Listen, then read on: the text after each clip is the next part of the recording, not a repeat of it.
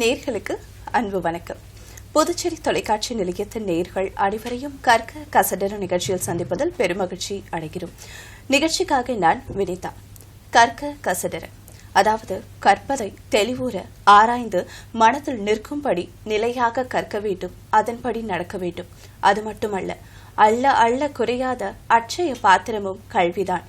அறிவு எனும் பெட்டகத்தை திறக்க உதவும் ஒரே ஒரு சாவியும் கல்வி மட்டும்தான். அறிவை வளர்ப்பது கல்வி, அறியாமையை அகற்றுவது கல்வி, அள்ள அள்ள குறையாதது கல்வி, அறிஞர்களை வளர்ப்பதும் கல்வி. இந்த அழகான வரிகளோடு கல்வியின் முக்கியத்துவத்தை உணர்ந்து கற்போம்.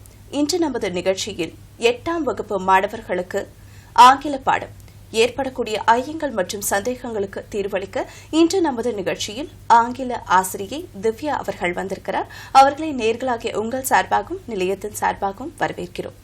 வணக்கம் மேம். வணக்கம். பொதுவா இப்போ ஆங்கிலம் அப்படின்னு எடுத்துக்கிட்டோம்னா சில மாணவர்கள் பரீட்சை எழுதும் பொழுது எழுதிடுவாங்க. அதாவது டீச்சர் கிளாஸ்ல என்ன சொல்லிக் கொடுக்குறாங்களோ அதை கிராஸ் பண்ணி எழுதுற பவர் இருக்கும். ஆனா அதை கம்யூனிகேட் பண்ணும்போது ஒரு சில மாணவர்களுக்கு ஆங்கிலத்துல சரளமா பேசவோ, கிராமர் மிஸ்டேக், அதாவது எந்த ஒரு கிராமட்டிக்கல் எரர் இல்லாம பேசவோ ஒரு சில ஐயப்பாடுகள் இருக்கும் மாணவர்களுக்கு. அதுவே அவங்களுக்கு இங்கிலீஷ்ல பேசுறதுக்கு ஒரு தடையாகவும் இருக்கு.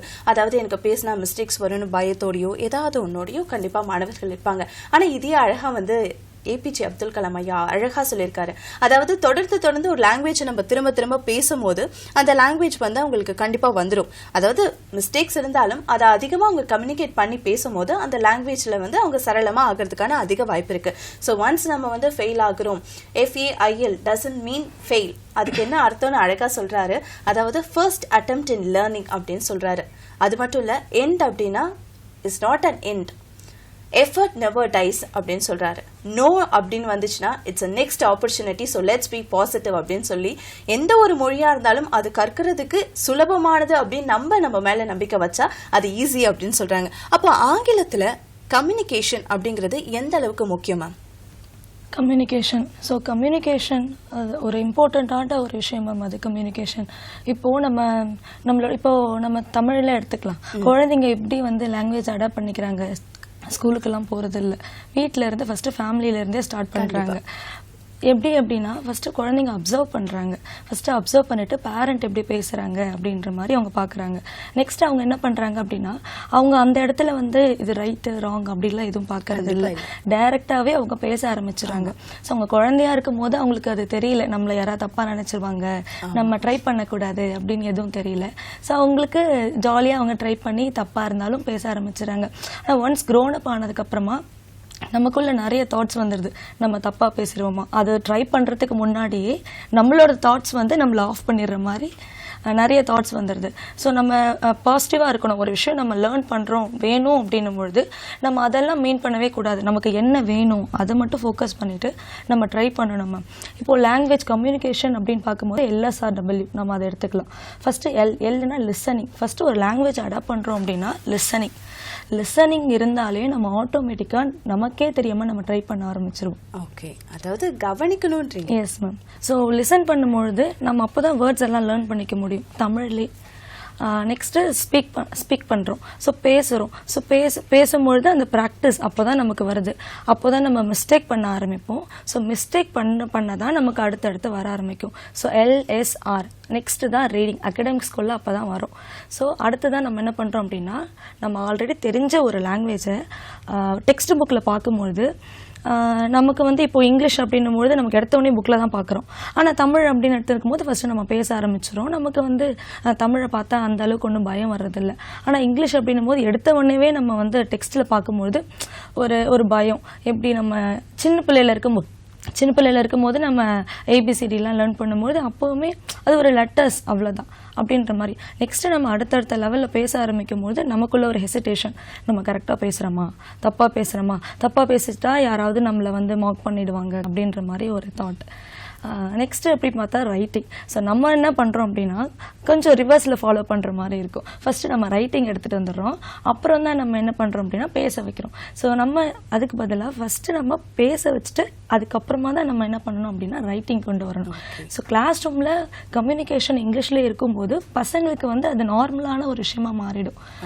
ஸோ அப்படி பேசும்போது இங்கிலீஷ் ஒரு நியூ லாங்குவேஜ் அப்படின்ற மாதிரி இருக்காது மேம். ஸோ நம்ம ஃபஸ்ட்டு பேசணும் மேம். பேசினா தான் நம்மளால் கற்றுக்கவே முடியும் மேம். ஸோ அதனால் வந்து நீங்கள் கிராமர் மிஸ்டேக் இருக்குது இதெல்லாம் எப்பவுமே பார்க்காதீங்க. அதாவது எந்த ஏஜாக இருந்தாலும் பரவாயில்ல, நீங்கள் முதல்ல என்ன சொல்கிறாங்கன்னா பேச பழகுங்க. அதாவது சரியாக இருந்தாலும் சரி தவறாக இருந்தாலும் சரி நீங்கள் பேசி பழகுங்க, அதுக்கப்புறம் ஆட்டோமேட்டிக்காக உங்களுக்கு வந்து வந்துடும் அப்படின்னு சொல்கிறாங்க. ஸோ இப்போ வந்து இங்கிலீஷ் அப்படிங்கிற நம்ம பார்க்கும்போது இங்கிலீஷ் வந்து எந்தெந்த விதத்தில் நமக்கு உதவுதுன்றதையும் மாணவர்கள் தெரிஞ்சுக்கணும். ஸோ கண்டிப்பாக வந்து இங்கிலீஷ் அப்படின்றது வந்து மாணவர்களுக்கு ஃபஸ்ட்டு கம்யூனிகேஷனுக்கு முக்கியத்துவமாக இருக்குது. அண்ட் அடுத்தது பார்த்தீங்கன்னா ட்ராவலாக இருக்கட்டும், கல்ச்சராக இருக்கட்டும், கரியருக்காக இருக்கட்டும், பர்சனல் க்ரோத்துக்காக இருக்கட்டும், கண்டிப்பாக வந்து ஆங்கிலம் ஒரு முக்கிய பங்கு வகிக்குது. கிட்டத்தட்ட இங்கிலீஷ் வந்து பார்த்தீங்கன்னா பர்சனல் க்ரோத்தில் வந்து கம்யூனிகேட்டிவ் ஸ்கில், அது மட்டும் இல்லாமல் பார்த்தீங்கன்னா ஒரு செல்ஃப் கான்ஃபிடென்ஸ் வளர்க்கக்கூடிய ஒன்றாவும் இங்கிலீஷ் அப்படிங்கிறது இருக்குது. கிட்டத்தட்ட 53 நாடுகளுக்கு அஃபிஷியல் லாங்குவேஜாக இருக்குன்னு சொல்றாங்க. 1.5 பில்லியன் பீப்புள் வந்து பேசுறாங்கன்னு. அப்போ ஸ்கூல்ல இங்கிலீஷ் எந்த அளவுக்கு முக்கியம்ன்றதையும் சொல்லிடுங்க. Yes ma'am. ஸோ கம்யூனிகேஷன் அப்படின்றது ரொம்ப ஒரு முக்கியமான ஒரு விஷயம் மேம்.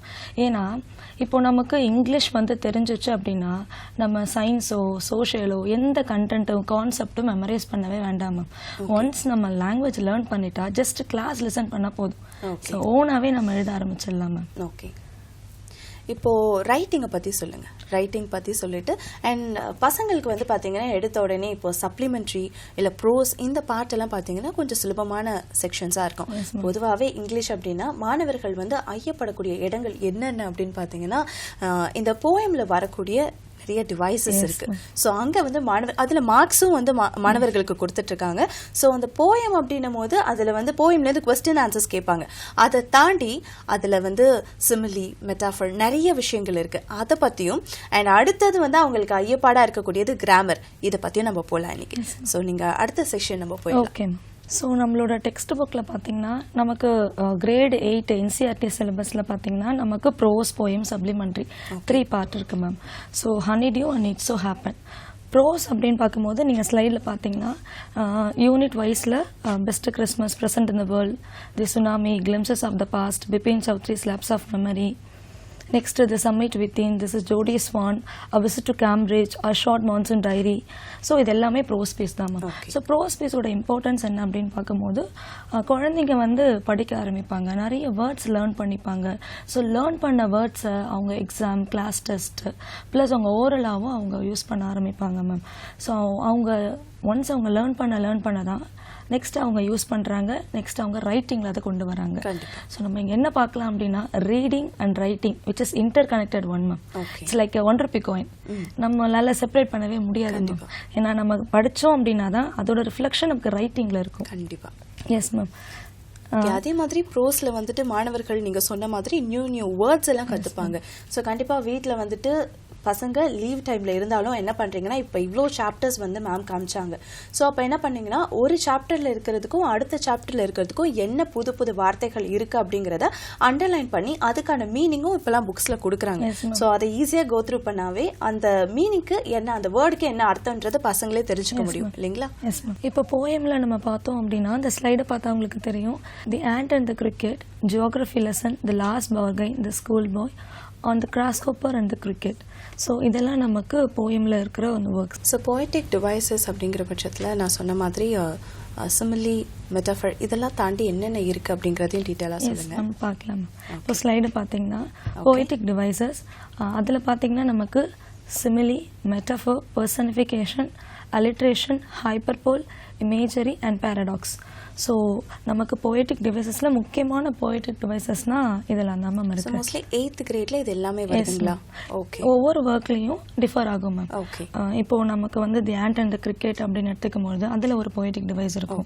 ஸ்கூல் பாய் எடுத்துக்கிட்டோன்னா அதில் ஒரு போய்டிக் டிவைஸ் இருக்கும். The last bargain. So alliteration நிறைய இடத்துல வரும் மேம். ஸோ போய்டிக் டிவைஸ் அந்தந்த ஒர்க்குக்கு ஏற்ற மாதிரி மாறும் ma'am. Okay. So first personification. S ma'am. இப்போ பர்சனிஃபிகேஷன் அப்படின்னு பார்க்கும்பொழுது இப்போது ஆத்தர்ஸ் ஏன் வந்து போயமில் இந்த மாதிரி போய்டிக் டிவைசஸ்லாம் யூஸ் பண்ணுறாங்க அப்படின்னா ஜஸ்ட் லைக் தட் அது ஒரு வெறுமனே அது லைன்ஸ் மட்டும் இல்லாமல் வேர்ஸாக இல்லாமல் அதை இன்னும் கொஞ்சம் அழகாக மாற்றணும். ஒன்லி வேர்ட்ஸாக அதுக்கு உயிர் கொடுக்குற மாதிரி போய்டிக் டிவைசஸ்லாம் யூஸ் பண்ணுறாங்க. பர்சனிஃபிகேஷன். ஸோ எனக்கு இது ரொம்ப பிடிச்ச ஒரு போய்டிக் டிவைஸ் மேம் இது. Personification when something is described as if it is a person it is given human attributes. So personification நம்ம அழகாக சொல்லணும் அப்படின்னா ஒரு உயிரில்லாத ஒரு பொருளுக்கு நம்ம உயிர் கொடுக்குறோம் மேம். இப்போ எக்ஸாம்பிள்ஸ் பார்த்தீங்கன்னா the tree is danced playfully in the rain. So இப்போது நம்ம ரெய்னி சீசன் இருக்கலாம். ஸோ அந்த டைமில் பார்த்தீங்கன்னா ரெய்னி டைமில் ட்ரீஸ் எல்லாம் என்ன ஆகும், அழகாக அந்த பிரான்ச்சஸ் எல்லாமே வந்து ஷேக் ஆக ஆரம்பிச்சிடும். ஸோ நம்ம அதை ஷேக் ஆகுது அப்படின்றதுக்கு பதிலாக த ட்ரீஸ் டான்ஸ்ட் அப்படின்னும்போது அதுக்கு ஒரு உயிர் கொடுக்குற மாதிரி இருக்கு. கண்டிப்பாக. Next the flowers were begging for water. So ஒரு பிளான்ட் இருக்குது அப்படின்னும்போது அந்த பிளான்ட் வந்து ஜஸ்ட் ரொம்ப கொஞ்சம் வாடி இருந்துச்சு அப்படின்னா நம்ம வந்து செடிக்கு தண்ணி ஊற்றணும் அப்படின்ற தாண்டி பெக்கிங் ஃபார் வாட்டர் அப்படின்னும்போது யூஸ்வலாக ஹியூமன் பீயிங் தான் வந்து பெக் பண்ணுவாங்க. ஆனால் இங்கே நம்ம அழகாக அதுக்கு உயிர் கொடுத்து பெக்கிங் ஃபார் வாட்டர் அப்படின்னு சொல்கிறோம். உயிரோட இருக்கிறதாகவும் அதுக்கான தேவை தண்ணீர் மாதிரியும் கொடுத்திருக்காங்க. The sun is smiling at us அப்படின்னு சொல்கிறோம். ஸோ நம்ம மார்னிங் ஏர்லி மார்னிங் வந்து பார்க்கும்போது அந்த sun is smiling at us. So சன்னுக்கு உயிர் இல்லை, பட் நம்ம எப்படி டிஸ்கிரைப் பண்ணுறோன்னா the sun is smiling at us அப்படின்னு நம்ம சொல்கிறோம். ஸோ உயிர் இல்லாத ஒரு பொருளுக்கு நம்ம உயிர் கொடுக்கறது தான் பர்சனிஃபிகேஷன் தான். ஸோ அந்த பர்சனிஃபிகேஷனில் இப்போ நம்ம எதெல்லாம் வந்துட்டு பர்சனிஃபிகேஷன் ஐடென்டிஃபை பண்ணுறதுன்னா அதுக்கு எது உயிர் கொடுக்குற வார்த்தைகளோ அந்த வார்த்தைகள் personification. To consider non living thing as living thing. அதாவது அந்த ட்ரீஸ் வந்து ட்ரீஸ் டான்ஸ்ட் அப்படின்னு வந்த இடத்துல ட்ரீஸ் வந்து டான்ஸ்ட். ஸோ ட்ரீஸ் டான்ஸ்டுன்றதை சேர்த்து வரும்போது அது வந்து பர்சனிஃபிகேஷன். டான்ஸ்டுன்றது மட்டும் பர்சனிஃபிகேஷனா இல்லை அதுக்கு முன்னாடி அந்த ட்ரீ அப்படிங்கிறதும் சேர்த்து சொல்லி? இல்லை மேம், டான்ஸ்டு தான் பர்சனிஃபிகேஷன். ஸோ அதை நம்ம பார்க்கும்போது தான் நம்ம அண்டர்ஸ்டாண்ட் பண்ணிக்கலாம். ஏன்னா டான்ஸ்ட் அப்படின்னா ஹியூமன் தான் டான்ஸ் பண்ணுவாங்க. ஸோ ட்ரீஸ் எல்லாம் டான்ஸ் பண்ண மாட்டாங்க இல்லையா. ஸோ நம்ம டான்ஸ்ட் அப்படின்னும் போது ஹியூமன் பண்ணுற அந்த ஒரு ஆக்டிவிட்டியை நான் லிவிங் திங் அங்கே பண்ணுது அப்படின்னும்போது நம்ம அங்கே வந்து நம்ம எடுத்துக்கலாம். இது பர்சனிஃபிகேஷன். அது மட்டும் இல்லாமல் ஹீ ஷீ அப்படின்னு நம்ம சொல்லலாம். இப்போ ஹியூமன் பீயிங் தான் ஹீ ஷீன்னு சொல்லுவோம். இப்போ ஒரு ட்ரீ இருக்கு அப்படி ஒரு பேர்டு இருக்கு அப்படின்னு ஹீ ஷீ அப்படின்னு சொல்லலாம். நான் லிவிங் திங் மேம், எஸ்பெஷலி நான் லிவிங் திங். ஒரு டேபிள் அப்போது இட் இஸ் மை ஃப்ரெண்ட் அப்படின்னு சொல்கிறோம். It is talking to me அப்படின்னும் போது டேபிள் யூஸ்வலாக பேசாது, ஆனால் நம்ம வந்து அது ஒரு ஃப்ரெண்டாக நினச்சிட்டு அது கூட நம்ம டைம் ஸ்பெண்ட் பண்ணும்போது நம்ம நான் லிவிங் திங்கை லிவிங் திங்காக எடுத்துக்கிறோம். இப்போ ஒரு ஆத்தர் ஒரு போயம் எழுதுறாங்க அப்படின்னும்போது இந்த பில்லோ தான் என்கிட்ட பேசுகிறான் அப்படின்னும்போது அந்த பில்லோக்கு உயிர் இல்லை, பட் அந்த பில்லோக்கு உயிர் இருக்கிற மாதிரி நினச்சிட்டு அவர் அங்கே சொல்கிறார். ஸோ ரொம்ப சிம்பிளாக இருக்குது. இது எல்லாத்துக்கும் ஒவ்வொரு மார்க்கு கொடுத்துட்டு இருந்தாங்க லைக் ஃபியூ இயர்ஸ் பேக். இப்போவும் அதே மாதிரி 1 மார்க் கொடுக்குறாங்கல்ல இந்த மாதிரி? எஸ் மேம், அந்த கொஸ்டின் கேட்கும்போது what are the poetic devices, இல்லை இந்த லைனில் என்ன போயட்டிக் டிவைஸ் இருக்குது அப்படின்னு கேட்கும்போது நமக்கு மார்க் கிடைக்கும். Okay. So it's very simple actually, ஈஸியாக சொல்லிக் கொடுக்குறீங்க. ஸோ பர்சனிஃபிகேஷனை பற்றி கேட்டிருந்தாங்கன்னா உயிரற்ற பொருள்கள், குறிப்பாக உயிரற்ற பொருட்களுக்கு வந்து உயிர் உள்ள ஒரு கலைநயத்தோடு எந்த ஒரு வார்த்தை வந்து புதிதாக சேர்த்துருக்காங்களோ அந்த வார்த்தையை நீங்கள் அண்டர்லைன் பண்ணணும். இல்லை அந்த மாதிரியான சுவையோடு இருக்குது அப்படின்னா அது என்ன டிவைஸ் அப்படிங்கிறத நீங்கள் எழுத முடியும். Okay. So this is personification. Yes, alliteration. Next one, alliteration. Okay. Alliteration is when 2 or more words begin with the same sound. Alliteration, most of the poem la alliterations kandipa irukum ma'am. Okay. Eppadi appadina the repetition of the same consonant sound ma'am. So look at this example. Lily received fancy flowers. So here f repetition of the consonant sound. Okay. That is alliteration. Next, green grass grew on the sidewalks. So look at this words, green grass grew. So g repetition of the consonant sound. நம்ம letters மட்டும் பார்க்க கூடாது ma'am, sound பார்க்கணும். இதுல வந்து letters மட்டும் பார்க்க கூடாது, சவுண்ட்ஸும் பார்க்கணும். ஓகே. Next பார்த்தனா simile. Okay. A simile is a comparison of two things using the word like or as. So simile வந்து நம்ம டே டு டே லைஃப்ல அழகா யூஸ் பண்ணலாம் ma'am. You are looking like an angel அப்படின்னு சொல்லலாம். டைரக்டா நம்ம என்ன பண்றோம், ஏஞ்சலையும் அந்த பர்சனையும் கம்பேர் பண்றோம். ஸோ அது வந்து இப்போ நீங்க சொன்னீங்க பர்சனிஃபிகேஷனுக்கு வந்து மோஸ்ட்லி உயிரில்லாத பொருட்களுக்கு அதுவும் வந்து பாத்தீங்கன்னா மிகைப்படுத்தி காட்டுறது தானே. ஸோ சிமிலியும் பர்சனிஃபிகேஷன் ஒரு மாதிரி சிமிலரா இருக்க மாதிரி வரலையா? இல்லை மேம், இப்போ நம்ம இங்கே கம்பேரிசன் கொடுக்குறோம், அங்கே கம்பேரிசன் இல்லை. ஓகே. Yes ma'am. ஸோ சிமிலி அப்படின்னா லைக் அஸ் அப்படின்னு ஒரு வார்த்தை இருந்தாலே அது கண்டிப்பாக சிமிலி தான் மேம். மெட்டாஃபருக்கும் சிமிலிக்கு தான் ஒரு கனெக்ஷன் இருக்கும் மேம். ஏன்னா மெட்டாஃபர்லேயே நம்ம என்ன பண்ணுவோம் அப்படின்னா கம்பேர் பண்ணுவோம். இப்போது இந்த எக்ஸாம்பிள் பார்த்தீங்கன்னா life is a roller coaster. இப்போ நம்ம இங்கே life is a roller coaster அப்படின்னு சொல்லும்போது லைஃப் வந்து ரோலர் கோஸ்டர் இல்லை. ஸோ லைஃபோட டெப்த் மீனிங் என்ன, அப்ஸ் அண்ட் டவுன்ஸ் இருக்கும். ஸோ இங்கே நம்ம கம்பேர் பண்ணுறோம், ஆனால் நம்ம டெப்த் மீனிங் எடுத்துக்கிறோம் மேம். ஓகே, அதுதான் ma'am. Next time is money, so spend it wisely. So time இங்கே நம்ம மணி அப்படின்னு நம்ம சொல்லலை, பட் டைமோட இம்பார்ட்டன்ஸ் நம்ம இங்கே சொல்கிறோம். ஸோ இது இங்கே metaphor ma'am. Okay. So her eyes were diamonds which sparks in the light. So the same concept, ma'am, here. Okay. The world is a stage and we are all actors. So which is an important sentence here. Next நம்ம hyperbole, ma'am. So நம்ம day to day லைஃப்ல நம்ம use பண்றோம், ஆனால் நிறைய பேருக்கு தெரியாது அது ஹைப்பர்போல் தான் அப்படின்ட்டு. ஃபார் எக்ஸாம்பிள் நம்ம எப்படி சொல்லலாம்னா, நம்ம முன்னாடி ஒரு விஷயம் நடந்திருக்கும், ஆனால் நம்ம என்ன பண்ணுவோம், நார்மலாக அது என்ன நடந்துச்சோ அதை சொல்றதுக்கு பதிலாக ரொம்ப எக்ஸாஜரேட் பண்ணி சொல்லுவோம். ஆமாம்.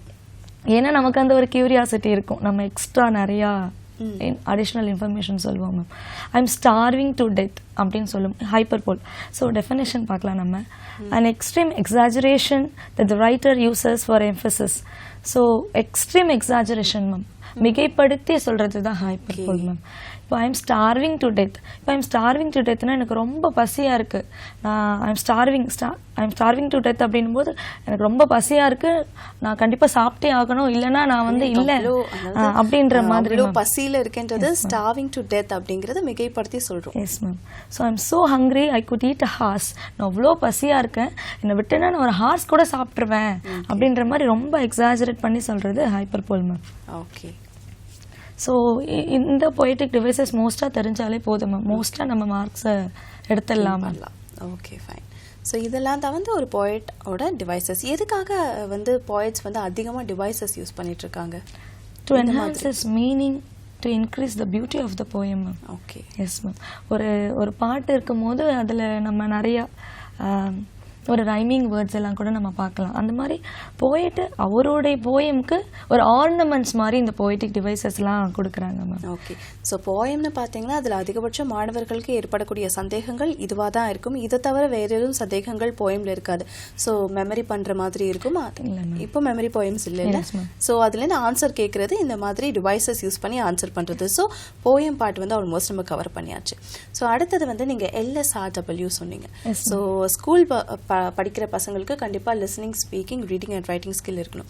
இப்போ காமனாக பார்த்தீங்கன்னா ரீடிங், ரைட்டிங், இந்த ரைட்டிங் வந்து எந்த அளவுக்கு வந்து டே டு டே லைஃப்பில் நமக்கு இம்பார்ட்டன்ஸ் கொடுக்குது? ரைட்டிங் பற்றி சொல்லுங்க. ஸோ ரைட்டிங் அப்படின்னு நம்ம பார்க்கும்போது நான் ஆல்ரெடி சொல்லியிருந்தேன். So reading and writing which is inter connected one. நமக்கு ரீடிங் இருந்தால் தான் அதோட ரிஃப்ளெக்ஷன் ரைட்டிங்கில் இருக்கும். நம்ம ரைட்டிங் எப்படி இன்க்ரீஸ் பண்ணலாம், ஐ மீன் ரைட்டிங் நம்ம எப்படி நல்லா பண்ணலாம் அப்படின்னா நம்ம புக்ஸ் ரீட் பண்ணணும் மேம். ஓகே. நம்ம புக்ஸ் ரீட் பண்ணும்பொழுது நமக்கே தெரியாமல் நம்ம நிறைய வொக்காபுலரிஸை லேர்ன் பண்ணிப்போம். ஸோ அது எல்லாமே நம்மளோட மைண்டில் ரெஜிஸ்டர் ஆகிடும். ஓகே. நெக்ஸ்ட்டு நம்ம பேசுவோம், அதுலேருந்து நிறைய வேர்ட்ஸ் லேர்ன் பண்ணிப்போம். ஸோ ஒன்ஸ் எக்ஸாமின் வரும்பொழுது நம்ம என்ன லேர்ன் பண்ணுமோ அதை நம்ம ரைட்டிங்கில் எடுத்துகிட்டு வரும்போது நம்ம நிறைய தாட்ஸ் வர ஆரம்பிக்கும். ஸோ இங்கே இருக்கிறத நம்ம அங்கே இம்ப்ளிமெண்ட் பண்ணுவோம் மேம். ஸோ ரைட்டிங் அப்படின்னும் பொழுது words. Okay. So the power of writing அப்படின்னு பார்த்தோன்னா power, P for preparation, next organisation, W writing, next evaluation, next R பார்த்தீங்கன்னா ரிவ்யூ. ஓகே. இதெல்லாம் இருந்தால் மட்டும்தான் நம்மளால ரைட்டிங்கை நல்லா பண்ண முடியும். ஸோ நம்ம இதுக்கு புக்ஸ் ரீட் பண்ணணும், நியூஸ் பேப்பர் ரீட் பண்ணணும். இது ஏன் நான் அப்படி சொல்கிறேன் அப்படின்னா நம்ம ஒரு சென்டென்ஸ் ஃபார்மேஷன் நமக்கு கரெக்டாக வரணும் மேம். ஸோ நம்ம அதை ரீட் பண்ணணும். ரீட் பண்ணாதான் நம்மளால வந்து ரைட்டிங்கை நல்லா கொடுக்க முடியும் மேம். இல்லைன்னா நம்மளால வந்து ரைட்டிங்கை நல்லா பண்ண முடியாது மேம்.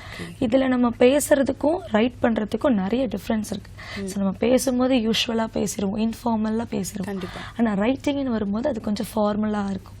ஸோ அங்கே கொஞ்சம் கான்சன்ட்ரேஷன் பண்ணி கொஞ்சம் கான்ஷியஸாக எழுதுனா நம்மளோட ரைட்டிங் வந்து ரொம்ப எஃபெக்டிவாகவே இருக்கும் மேம். Okay fine. இப்போ அடுத்தது வந்து பார்த்தீங்கன்னா மேம், நம்ம போயம் தாண்டி அடுத்தது வந்து மாணவர்களுக்கு வந்து ஒரு அச்சம் இருக்கிறது எதில் அப்படின்னு பார்த்தீங்கன்னா obviously grammar.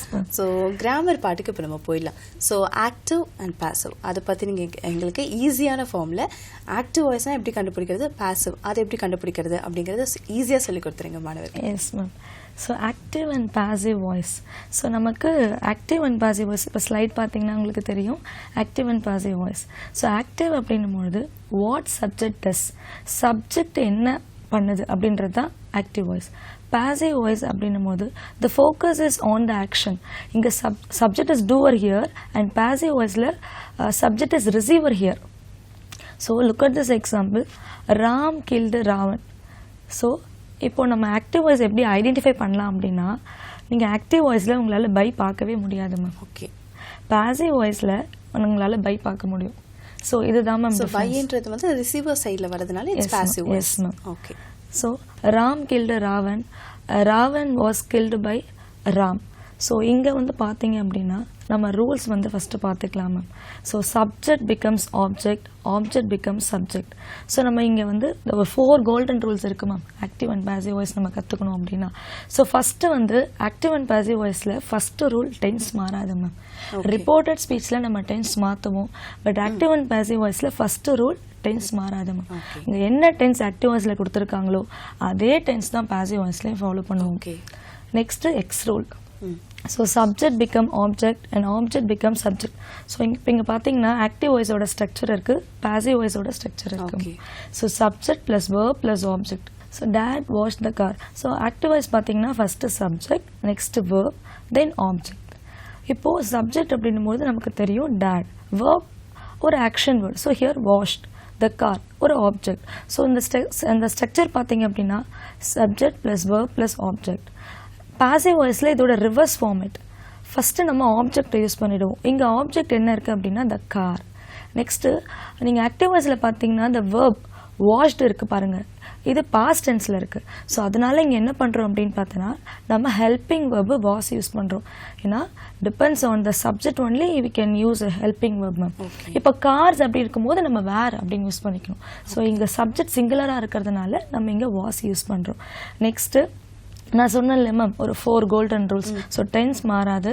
Next x rule, subject ஆப்ஜெக்டாக மாறும், ஆப்ஜெக்ட் சப்ஜெக்டாக மாறும். Next use past participle. Okay. நம்ம ஆக்டிவ்லேருந்து பாசிவ்க்கு மாற்றும்பொழுது நம்ம பாஸ்ட் பார்ட்டிசிபிள் தான் யூஸ் பண்ணணும். நெக்ஸ்ட்டு ப்ரிப்போசிஷன் பை யூஸ் பண்ணணும். லாஸ்ட்டாக சப்ஜெக்ட் அது கூட வச்சு முடிச்சிருவோம். ஓகே. Yes ma'am. இதில் இன்னொரு விஷயம் என்ன அப்படின்னா டேட் வாஷ்டு கார் நம்ம இங்கே எக்ஸாம்பிள் பார்த்தோம்ல மேம். ஸோ இப்போ இங்கே பார்த்தீங்கன்னா த கார், இங்கே நம்ம வந்து ஆப்ஜெக்ட் த கார்னு இருக்கு. ஸோ இங்கே அது சப்ஜெக்டாக மாறிடுது மேம் ரிவர்ஸ் ஆர்டரில். நெக்ஸ்ட் இங்கே சிங்குலர், சப்ஜெக்ட் சிங்குலர் வந்து அங்கே என்ன செய்கிறாங்களோ அதை கொடுத்துருக்காங்க. Yes ma'am. நம்ம தமிழில் செய்வினை செயற்பாட்டு வினை இருக்குல்ல மேம், அதுதான் மேம் இங்கே ஆக்டிவ் அண்ட் பாசிவ். நீங்கள் என்ன வந்து பிகினிங்கில் ஒரு எக்ஸாம்பிள் கொடுத்துருந்தீங்க. ஆக்டிவ்க்கு வந்துட்டு ராம் killed ராவன். ஸோ அதாவது வந்து ராமன் ராவணனை கொன்றார். அடுத்தது பாசிவ்ல ராவணன் ராமனால் கொல்லப்பட்டார். ஸோ அதே தான் மாற்றி நம்ம இங்கே கொடுக்குறோம். ஸோ இப்போ இங்கே பார்த்தீங்கன்னா the car was washed by dad. So first நம்ம ஆப்ஜெக்டை சப்ஜெக்டாக எடுத்துக்கிறோம் and depend on the subject. So நம்ம ஆக்டிவில் டென்ஸ் வந்து பாஸ்ட் டென்ஸ். ஸோ இங்கே நம்ம என்ன பண்ணுறோம் அப்படின்னா வாஷ் யூஸ் பண்ணிக்கிறோம். நெக்ஸ்ட்டு இங்கே வாஷ்டுன்னு இருக்குது. ஸோ நமக்கு தெரியும் wash, washed, washed. Okay. So past participle of washed is also washed. Next preposition by. Next obviously subject இங்க வந்துரும் மேம். Okay. So இதுதான் வந்து active and passive voice ஓட structure ma'am. Okay. Next Millie is baking a cake. Okay. So இங்க பாத்தீங்கன்னா அதே rule தான் ma'am, ஆனா டென்ஸ் இங்க மாறி இருக்கு. இது present continuously இருக்கு மேம். ஸோ இங்கே ப்ரெசன்ட் கண்டினியூஸில் இருக்கும்போது நம்ம ஃபஸ்ட்டு நம்ம ஐடென்டிஃபை பண்ணணும் மேம், எது சப்ஜெக்ட், எது வேர்ப், எது ஆப்ஜெக்ட். ஐடென்டிஃபை பண்ணால் மட்டும்தான் நம்மளால் அந்த எக்ஸ் ரூலை அப்ளை பண்ண முடியும். கண்டிப்பாக. இப்போ ஒரு சென்டென்ஸை எழுதிட்டு ஃபர்ஸ்ட்லாம் மாணவர்கள் வந்து பிரிக்க சொல்லுவாங்க. ஸோ அந்த மாதிரி பிரித்து வச்சுட்டாங்கன்னா it will be very easy for them. இப்போ சப்ஜெக்ட் அப்படின்னா எந்த வேர்டு வந்து சப்ஜெக்ட்னு போட்டு ஒரு ஸ்லாஷ் போட்டு மேலே எஸ், ஸோ ஸ்லாஷ் போட்டு அடுத்தது எது வேர்போ அதை வந்து ஸ்லாஷ் போட்டுட்டு நீங்கள் வேர்ப் அண்ட் ஆப்ஜெக்ட்டுக்கு நீங்கள் டிவைட் பண்ணி வச்சிட்டிங்கன்னா so it will be easy for them to identify it is active or passive. Yes ma'am. So Millie is baking a cake. So இது பார்த்தாலே நமக்கு புரியும் இது ஒரு ப்ரெசன்ட் கண்டினியூஸ் டென்ஸ். ஸோ இங்கே என்ன டென்ஸு ப்ரெசன்ட் கண்டினியூஸ், அதே ப்ரெசன்ட் கண்டினியூஸ் டென்ஸ் தான் அங்கே யூஸ் பண்ணுவோம். ஆனால் அதே மீனிங் தான் மேம், மீனிங் ஆக்டிவ் அண்ட் பாசிவ்ல சேஞ்ச் ஆகாது. அந்த வே தான் மேம் நம்ம தமிழில் இப்போ யூஸ் பண்ணுறோம் இல்லையா, நிறைய ஒரு விஷயத்த நிறைய விதமாக சொல்லலாம், அதுதான் மேம் இங்கே நம்ம யூஸ் பண்ணுறோம். இப்படி தான் சொல்லணும்னு இல்லாமல் நம்ம கொஞ்சம் வெவ்வேறு விதமாக நம்ம சொல்கிறோம். இங்கே ஆனால் செய்கிற ஆக்ஷன் ஒன்று தான் மேம். இப்போது கேக் இங்கே ஆப்ஜெக்ட் ஃபஸ்ட்டு மில்லி சப்ஜெக்ட், நெக்ஸ்ட்டு வந்து helping verb plus main verb, next object a cake. So a cake object நமக்கு ஃபஸ்ட்டு தெரியும். ஸோ நம்ம ஆப்ஜெக்ட் எடுத்து போட்டுட்டோம். நெக்ஸ்ட்டு அ கேக் வந்து singular ma'am. So yes, so present continuous அப்படின்னு இருக்கும்போது நம்ம ரூல் இருக்கு ma'am. So changes of tenses from active to passive, இந்த ரூல் நம்ம தெரிஞ்சாலே நம்மளால் ஈஸியாக வந்து ஐடென்டிஃபை பண்ணி நம்மளால் ஃப்ரம் ஆக்டிவ் டு பாசிவ்க்கு டிரான்ஸ்ஃபர்மேஷன் கொண்டு வந்துட முடியும் மேம். ஓகே. இப்போ நம்ம இந்த ரூல்ஸ் பத்தி அப்படியே சொல்லிடுங்க. Yes ma'am. சிம்பிள் ப்ரெசன்ட் டென்ஸ்ல பாசிவ் வாய்ஸ்லோட ஸ்ட்ரக்சர் எப்படி இருக்கும் அப்படின்னா am சப்ஜெக்ட் நமக்கு என்ன வேணா வரலாம் மேம். பட் சப்ஜெக்ட்டுக்கு அப்புறமா am is are. ஸோ இதுவுமே நம்ம depends on the subject. Okay. Subject சிங்குலர்னா சிங்குலர் வெர்ப் தான் யூஸ் பண்ணணும், ப்ளூரல்னா ப்ளூரல் வெர்ப் தான் யூஸ் பண்ணணும். இதுதான் நம்ம சப்ஜெக்ட் வெர்ப் அக்ரிமெண்ட்ல பார்ப்போம். Yes ma'am. So am or is or are plus past participle. நம்ம ஆக்டிவ்ல இருந்து பாசிவ்க்கு மாற்றும் போது நம்ம V3 தான் மேம் யூஸ் பண்ணணும். ஓகே. ஸோ உங்களுக்கு எந்த அளவுக்கு ஈஸியாக ஐடென்டிஃபை பண்ணுறாங்களோ உங்களுக்கு ஆக்டிவ் வாய்ஸ் பாசிவ் வாய்ஸை வந்து கண்டுபிடிக்க முடியும் இல்லையா? அதுக்கு அவங்க பார்ட்ஸ் ஆஃப் ஸ்பீச்ல ரொம்ப தெளிவா இருக்கணும் மேம். ஓகே. இந்த பார்ட்ஸ் ஆஃப் ஸ்பீச் இருந்தாதான் நம்மளால சென்டென்ஸை வந்து என்ன பண்ண முடியும் அப்படின்னா கரெக்டா கன்ஸ்ட்ரக்ட் பண்ண முடியும். Okay. So parts of speech is backbone of English grammar அப்படின்னு நம்ம எடுத்துக்கலாம். ஸோ இதில் அவங்க தெளிவாக இருந்தாங்கனாலே வேர்ப் V1 V2 V3 நிறையா இருக்கு. ஸோ இப்போ அது எது நம்ம போடணும் அப்படிங்கறத மாணவர்கள் தெரிஞ்சுப்பாங்க. ஸோ பார்ட்ஸ் ஆஃப் ஸ்பீச் பற்றி அப்படியே சொல்லிட்டு நம்ம அதை கண்டினியூ பண்ணிக்கலாம். ஸோ பார்ட்ஸ் ஆஃப் ஸ்பீச் அப்படின்னு பார்த்தோன்னா நமக்கு ஒரு 8 பார்ட்ஸ் ஆஃப் ஸ்பீச் இருக்கு. ரொம்ப சிம்பிள். நவுன், ப்ரொனவுன், நீங்கள் ஸ்லைட் பாருங்க. Noun, pronoun, verb, adverb, adjective, conjunction, preposition, interjection.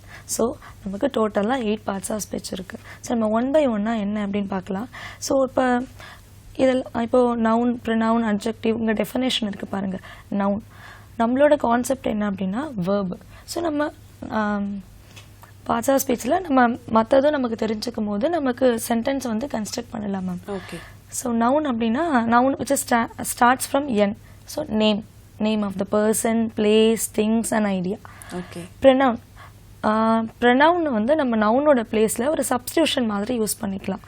Next பார்த்தீங்கன்னா நம்மளோட வேர்ப். இவர் தான் மேம் பார்ட்ஸ் ஆஃப் ஸ்பீச்ல ரொம்ப முக்கியமான ஒரு பர்சன் அப்படின்னு கூட நம்ம சொல்லிக்கலாம். ஏன்னா வேர்ப் லேர்ன் பண்ணிட்டோம் அப்படின்னா நம்ம டென்சஸ் முடிக்கலாம், reported speech, active and passive எல்லாமே நம்ம வேர்ப் ரிலேட்டடாக தான் மேம் இருக்கும். ஓகே. ஸோ வேர்ப் நம்ம தெரியும். So it's action word. அது மட்டும் இல்லாமல் linking verb, auxiliary verb, model verb, transitive, intransitive, regular, irregular இந்த மாதிரி நிறைய இருக்கு மேம். இப்போ நம்ம ரெகுலர் அண்ட் இர்ரெகுலர் நம்ம அங்கே பார்த்தோம் இல்லையா? நீங்கள் கேட்டீங்க எப்படி மேம் அவங்க ஐடென்டிஃபை பண்ணுவாங்க அப்படின்னு. ஸோ நம்ம அதுக்கு வேர்ப் தெரிஞ்சிருக்கணும் மேம். எது ரெகுலர் வேர்ப், எது இர்ரெகுலர் வேர்ப். ஓகே. இப்போ ஃபார் எக்ஸாம்பிள் நமக்கு ரெகுலர் அண்ட் இர்ரெகுலர் வேர்புக்கு வந்து அவங்களுக்கு இப்போ வேர்பை நம்ம V1 V2 எதில் போடணும்னா அதுக்குன்னு ஒரு சில விதிகள் இருக்கு இல்லையா? இப்போ எதெல்லாம் அவங்க வந்து ஞாபகம் வச்சுக்கணும், அது ஒரு சில எக்ஸாம்பிள்ஸ் அப்படி சொல்லுங்களேன். Yes ma'am. இப்போ நம்ம பார்க்கறது வந்து பார்த்தீங்கன்னா இர்ரெகுலர் வேர்ப். ஓகே. இப்போ ரெகுலர் அப்படின்னா மெயின் வேர்ப் கூட main verb basic form of verb. Main verb ஏதாவது ஒரு வேர்ட் வச்சுக்கலாமே. வாக்னு வச்சுக்கலாம் ma'am. So walk plus ED. Okay. நம்ம இடி ஆட் பண்ணும்போது அது ஆட்டோமேட்டிக்கா பாஸ்ட் டென்ஸ்க்கு போயிடும். ஆமா. அதே இடி தான் இங்கே யூஸ் பண்றோம் verb 3க்கும். ஸோ அது ரெகுலர். ஆனா இர்ரெகுலர் இவங்க கொஞ்சம் டிஃப்ரெண்ட். இவங்க என்ன எப்படி மாறுவாங்க அப்படின்னா verb 1ல ஸ்லைடில் பாருங்க. verb 1ல go, verb 2 went, verb 3 gone. ஓகே. நெக்ஸ்ட் verb 4 5 அது வேற கேட்டகரி மேம். அது கண்டினியூஸ்.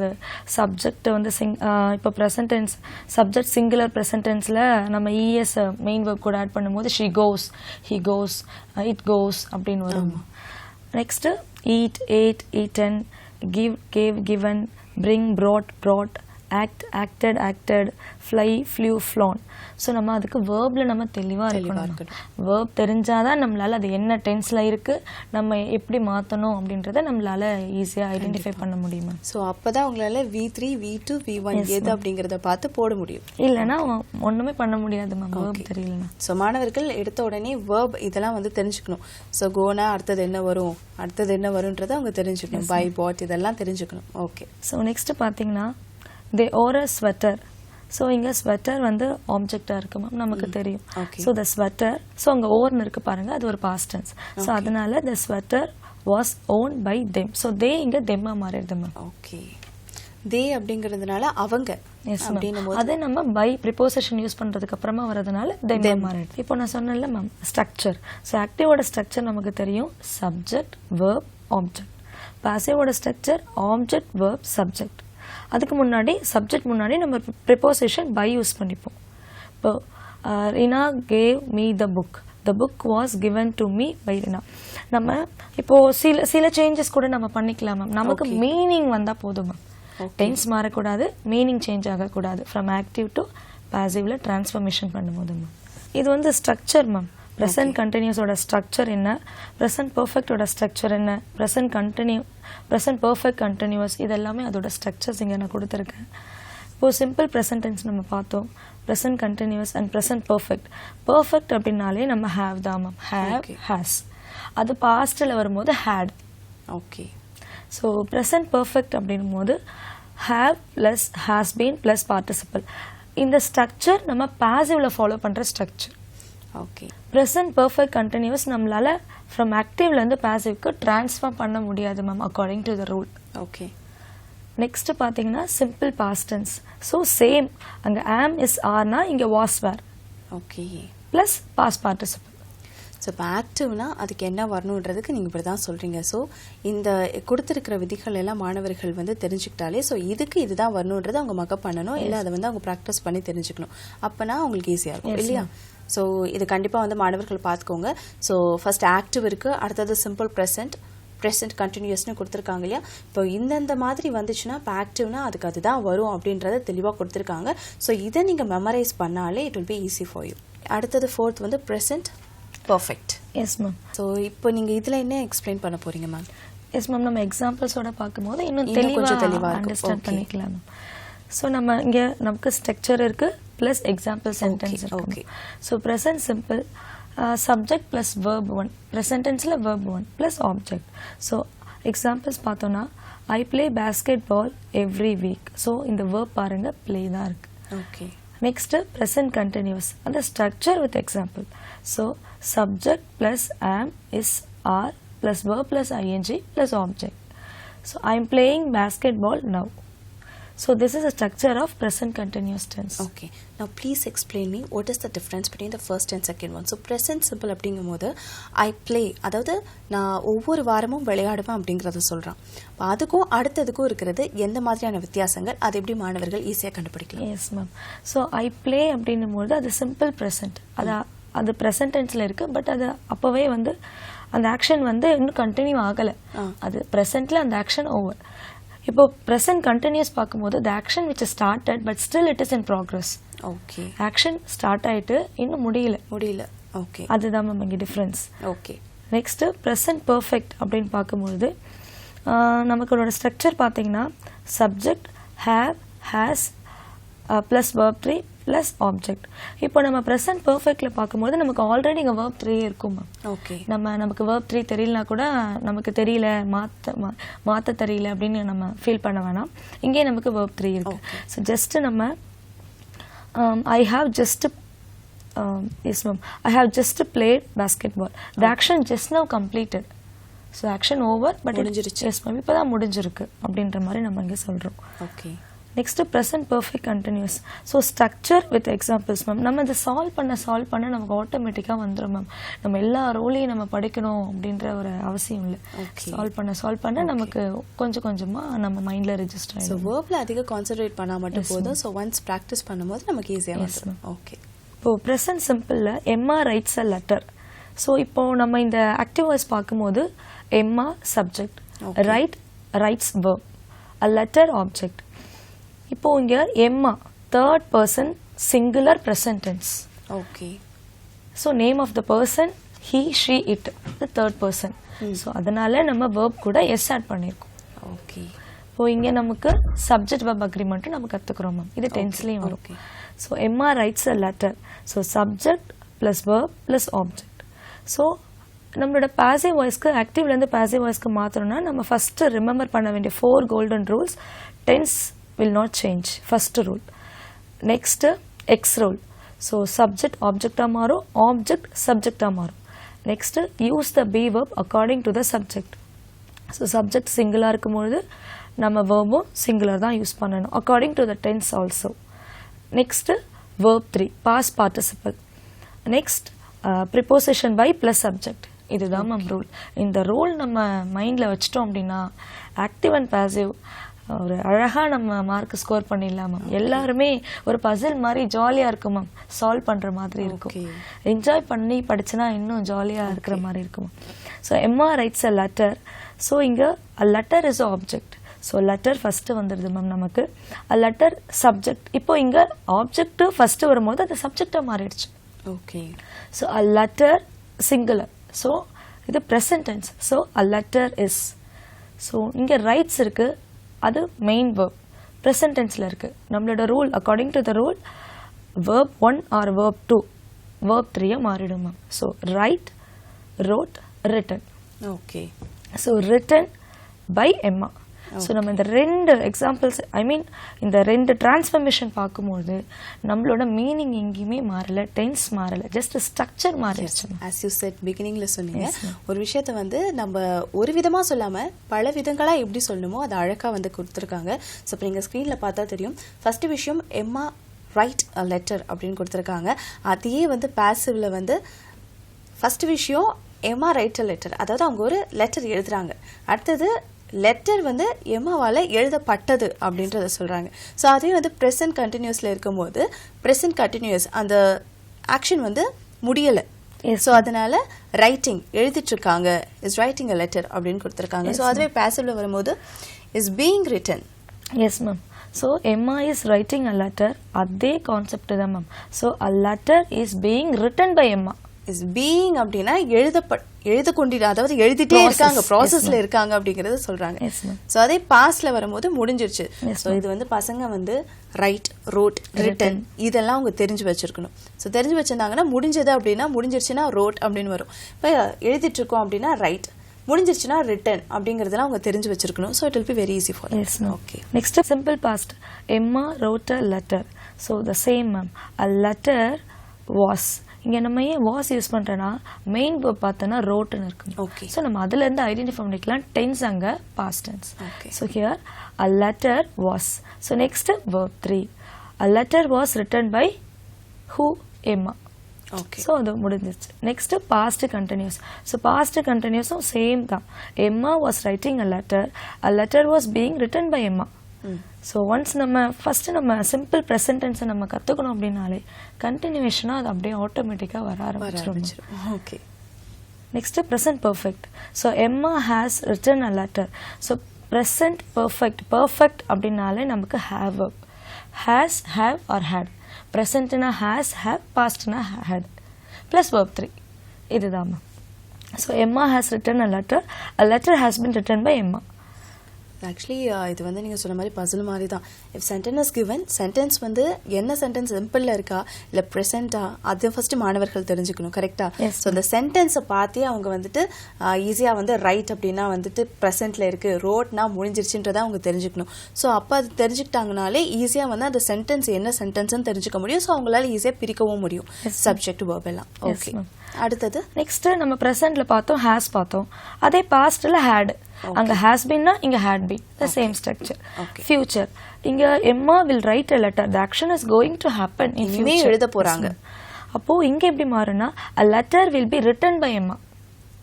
ஸோ நெக்ஸ்ட் எழுதப்படும், அதாவது இன் ஃபியூச்சர்ல எழுதுவாங்க அப்படின்னு கொடுத்துட்றாங்க. ஆக்டிவ் வாய்ஸ்ல in future Emma is going to write a letter, எழுத போறாங்க. அடுத்தது பாசிவ்ல எப்படி வரும்னா எழுதிடுவாங்க, ஏன்னா அது முடிஞ்சிரும்ன்றதுனால எழுதுவாங்க அப்படின்னு சொல்லி கொடுத்துருக்காங்க. Okay. Next future we going to the same இது continuous. then model. எம்மா must write a letter must be written by எம்மா. நமக்கு meaning tense, then past participle and be verb according to the subject. ஒவ்வொன்றுமே நம்ம focus பண்ணாதான் அந்த சென்டென்ஸோட meaning மாறாது. டென்ஸ் ஃபர்ஸ்ட் அந்த 4 கோல்டன் ரூல்ஸ் நம்ம ஞாபகம் வச்சுக்கணும். Okay. So first tense will not change. Next subject ஆப்ஜெக்டா மாறும், ஆப்ஜெக்ட் சப்ஜெக்டா மாறும். இது எக்ஸ் ரூல் ஞாபகம் வச்சுக்கணும். நெக்ஸ்ட் பி வெர்ப் யூஸ் பண்ணணும். நிறைய பேர் என்ன பண்ணுவோம் அப்படின்னா பி வெர்ப் யூஸ் பண்றதே மறந்துடுவோம். ஸோ சப்ஜெக்ட் என்ன கொடுத்துருக்காங்க, சிங்குலர்னா சிங்குலருக்கு ஏற்ற மாதிரி நம்ம பி வெர்ப் யூஸ் பண்ணணும். ப்ளூரல்னா ப்ளூரல். இது ப்ரெசன்ட் டென்ஸ், பாஸ்ட், ஃபியூச்சர் அதுக்கேற்ற மாதிரி மாற்றிக்கலாம். Next verb 3. ஸோ வேர்ப் 3க்கு நம்ம வரணும் அப்படின்னா நம்ம வேர்ப்ல கொஞ்சம் தெளிவாக இருந்துக்கணும். ஸோ பி வேர்ப்னா எதை சொல்றாங்கன்னா சிங்குலரை ப்ளூரலாக மாற்றணும்னா லீஃப்னா த லீவ்ஸ்ன்னு மாறும். அந்த மாதிரி அதையும் நீங்கள் தெரிஞ்சு வச்சுக்கணும்னு சொல்றாங்க. அடுத்தது next preposition by next subject. Okay. இதுதான் ma'am active and passive voice. So actually active and passive voice வந்து நீங்கள் வேர்ப் ஃபார்மேட்டில் ரொம்ப தெளிவாக இருந்தீங்கன்னா இதை விட ஈஸியானது ரொம்ப வேற எதுவுமே இருக்காது. ஸோ அவ்வளோ ஈஸியானது active and passive voices. So ரொம்பவே தெளிவான ஒரு விளக்கம் கொடுத்துருக்கீங்க. இதோட கண்டினியூஷன் இருக்குங்களா? Yes ma'am. இப்போ நம்ம டென்சஸ் பார்த்தீங்கன்னா நமக்கு 12 டென்சஸ் இருக்கு மேம். ஓகே. சிம்பிள், இது 8ஆம் வகுப்பு மாணவர்களுக்கு வருது. Yes ma'am. Okay. 12 tenses. Simple present tense, present continuous, present perfect, present perfect continuous. Okay. Simple past, past continuous, past perfect, past perfect continuous. Okay. Future, future continuous, future perfect, future perfect continuous. இதுல ஒரு 4 tenses மட்டும் நம்மளால ஆக்டிவ்ல இருந்து பாசிவ்க்கு மாற்ற முடியாது. Okay. அது மட்டும் இப்போ பார்க்கலாம் ma'am. So present perfect continuous tense, past perfect continuous tense, future perfect continuous tense, future continuous tense.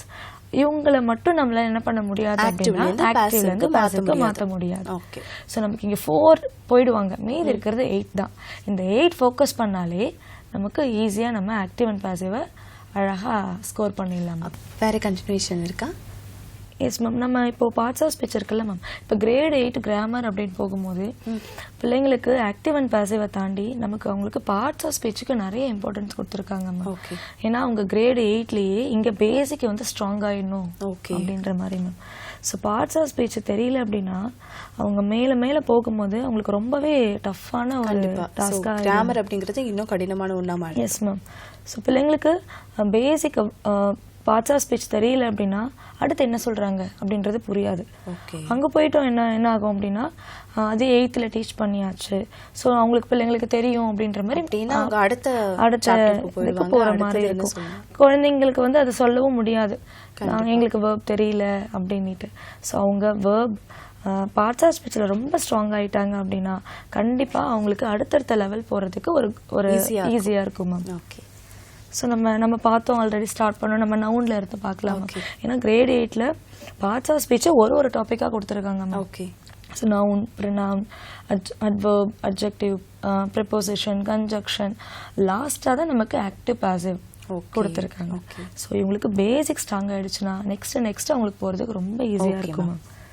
So இன்னுமே இப்போ நம்ம பார்ட்ஸ் ஆஃப் ஸ்பீச் பார்க்கலாம் மேம். இப்போ பார்ட்ஸ் ஆஃப் ஸ்பீச் அப்படின்னா ஒரு சென்டென்ஸை கன்ஸ்ட்ரக்ட் பண்றதுக்கு each part is very important. Okay.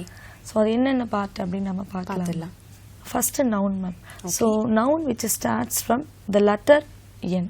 Okay. N means name, நம்ம அப்படி ஞாபகம் வச்சுக்கலாம் ma'am. So name of the person, place, things and idea. So David is a name of the person. Next, America, it's a name of the place. Mobiles, any table, chair, or anything. Okay. Next idea, honesty, friendship, loyalty. எல்லாமே noun தான். So once நம்ம noun தெரிஞ்சிச்சுனா நமக்கு pronoun ரொம்ப easy. So nounum pronounum friends மாதிரி. So இவங்களோட பிளேஸ்க்கு அவங்க வருவாங்க. Okay. So pronoun பார்க்கலாம் நம்ம next. A pronoun is a word that is used as a substitute for a noun or a noun phrase. So pronoun இப்போ மலர் அப்படின்னு நம்ம ஒரு எக்ஸாம்பிள் எடுத்துக்கலாம். So Malar who is studying in grade 8. Malar is a intelligent girl. So நான் இப்போ 2 times Malar Malar சொல்லிட்டே இருக்கும்போது repetition of the same name. Instead of Malar we can use she. Yes ma'am. அது பாய்னா நம்ம he யூஸ் பண்ணிக்கலாம், நான் லிவிங் திங்னா it யூஸ் பண்ணிக்கலாம். நெக்ஸ்ட் ப்ளூரல்ல we யூஸ் பண்ணலாம், first person I, it, this, that, இந்த மாதிரி நம்ம ப்ரொனவுன் யூஸ் பண்ணிக்கலாம் ma'am. So next verb. So verb தான் நமக்கு ரொம்ப முக்கியம் மேம்.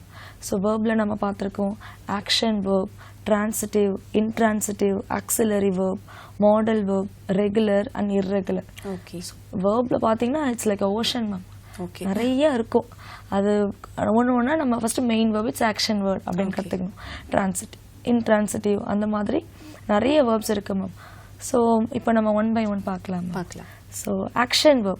ஸோ ஆக்ஷன் verb அப்படின்னா it denotes an action like jumping, walking, dancing. ஒரு ஆக்ஷன் டினோட் பண்றது எல்லாமே மெயின் ஒரு செய்கை, அவங்க என்ன செய்றாங்களோ அதை குறிக்கிறது அந்த செயல். Okay. Next a modal verb. modal verb can, could, shall, should, may, might, இது எல்லாமே வந்து modal verbs. ஓகே. நெக்ஸ்ட் நமக்கு ரெகுலர் அண்ட் இர்ரெகுலர் நம்ம ஆல்ரெடி பார்த்தோம் ஆக்டிவ் அண்ட் பாசிவ்ல. Next transitive verb and intransitive verb. So transitive verb அப்படின்னா ஒரு sentence வந்து டிரான்சிட்டிவ் verbக்கு ஆப்ஜெக்ட் இருந்தால் தான் ஒரு மீனிங் கிடைக்கும். இப்போ நம்ம எக்ஸாம்பிள் பார்க்கலாம் ma'am. I read a book அப்படின்னு பார்க்கும்போது ஐ ரீட், நான் என்ன படித்தேன், புக் படித்தேன். ஸோ அந்த இடத்துல ஆப்ஜெக்ட் இருக்கும்போது தான் அந்த சென்டென்ஸ் வந்து ஒரு கம்ப்ளீட்டான மீனிங்கை கொடுக்கும். ஸோ ஒரு சென்டென்ஸில் ஆப்ஜெக்ட் இருந்துச்சு அப்படின்னா அது ட்ரான்சிட்டிவ் வேர்ப், ஆப்ஜெக்ட் இல்லை அப்படின்னா அது intransitive verb. Okay. She laughed, இங்கே ஆப்ஜெக்டே இல்லை, ஸோ இது இன்ட்ரான்சிட்டிவ் வேர்ப். நெக்ஸ்ட் நமக்கு லிங்கிங் வேர்ப் இருக்கு, be verb, have verb, do verb இருக்கு.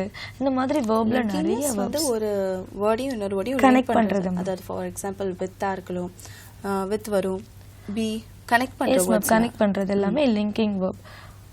பி வேர்ப், இஸ், ஆம், வாஸ், வேர், இதெல்லாமே linking verb ma'am.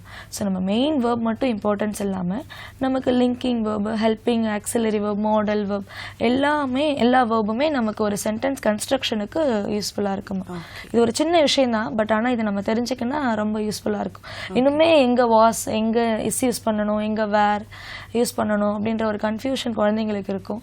So according to the tense நம்ம அந்த வேர்பு கொஞ்சம் தெரிஞ்சுட்டு யூஸ் பண்ணனா அது கரெக்டாக இருக்கும். இதெல்லாம் வந்து ஆக்சுவலி நம்ம பேச பழகணும்னாலே அந்த பேச்சு, அந்த வார்த்தையோட அதுக்கு என்ன அர்த்தம், ஒரு சென்டென்ஸ் நம்ம பேசுறதுக்கு என்ன அர்த்தம், அது ஆங்கிலத்தில் மொழிபெயர்க்கும் போது இது எங்கே வரும், இஸ் எங்கே வரும், வாஸ் எங்கே வரும், நம்ம ட்ரை பண்ணி முதல்ல பேச ஆரம்பிப்போம், கம்யூனிகேட் பண்ணுவோம். அண்ட் நெக்ஸ்ட் வந்து கிராமரில் மேம் சொன்னதெல்லாம் ரொம்ப ஈஸியாகவே சொல்லி கொடுத்துருக்காங்க. It's be very easy. அவங்க பேச ஆரம்பித்து கம்யூனிகேட் பண்ண ஆரம்பித்தாலே அடுத்தது நீங்கள் சொன்ன மாதிரி எழுதணும், மற்ற வேலையெல்லாம் பார்க்கும்போது ஈஸியாக இருக்கும். ஓகே. Next adjective. அட்ஜெக்டிவ் வந்து ஒரு நவுனோட ஃப்ரெண்டு அப்படின்னு சொல்லலாம், நவுன் ஆர் ப்ரொனவுன். இவர் என்ன பண்ணுவார் அப்படின்னா எப்பயுமே நவுனை பற்றி ஏதாவது ஒன்று டிஸ்கிரைப் பண்ணிகிட்டே இருப்பார். ஓகே. ஸோ நம்ம இப்போ ஸ்லைட் பார்த்தோன்னா big, that's a big table. So here next chocolate, I love chocolate cake. So இங்கே கேக், அதுக்கு முன்னாடி பார்த்தீங்கன்னா சாக்லேட், அது என்ன டிஸ்கிரைபிங் என்ன ஃப்ளேவர்ன்றதையும் கூட வந்து சொல்கிறாங்க. Okay. Next look at my French clock. So here also describing noun or pronoun. So look at my clock அப்படினு சொல்லாம it's a French clock அப்படினு மிகைப்படுத்தி சொல்றதுனால it's an adjective. Next adverb. Adverb verb கூட கனெக்ட் ஆகி இருக்கும் ma'am. Okay. ஏன்னா இவர் வேர்பை பற்றி தான் அதிகமாக டிஸ்கிரைப் பண்ணுவாங்க. Yes ma'am.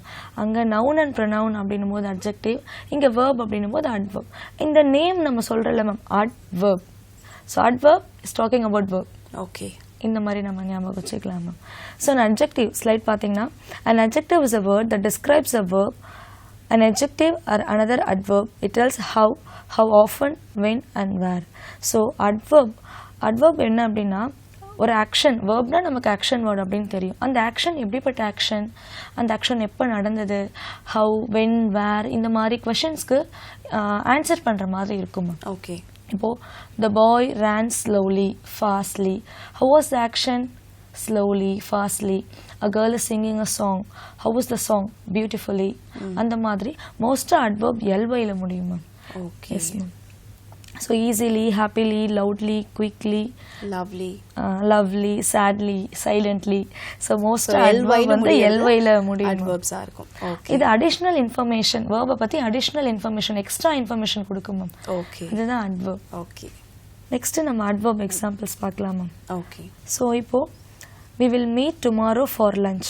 நம்ம மீட் பண்ணுறோம், ஆனால் நம்ம எப்போ மீட் பண்ணுறோம் அப்படின்றது இங்கே நம்ம we will meet tomorrow for lunch எப்போ.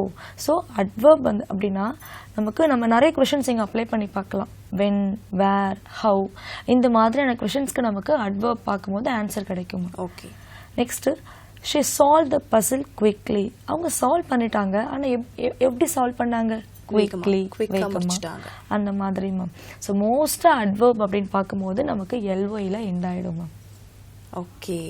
So politely, beautifully, quietly, barely, then early, carefully, strangely, enthusiastically, often, calmly, secretly, late, hardly. So most, yes ma'am. So most adverb is giving information about verb. So அதுவும் mostly adverb வந்து எல்ஒய்ல முடியும். Yes ma'am. Okay. Next நமக்கு preposition. So preposition preposition of noun and pronoun. Okay. Yes ma'am. இப்போ the laptop is on the table. So இங்கே on the table, on is a preposition. Okay. Yes, is under, behind. Yes, under, behind, at, with, among, between, for, beneath. So இதெல்லாம் வந்து preposition words ma'am. Preposition of noun and pronoun. So preposition is a word that comes before a noun or pronoun and establish the relationship between noun and other parts of the sentence. Okay. Examples பார்க்கலாம் ma'am இப்போ. Okay. So I'm not coming with you all. So இங்கே examples பார்த்தீங்கன்னா with, in, for, on, of, in, under, by. So இந்த words எல்லாமே வந்து preposition.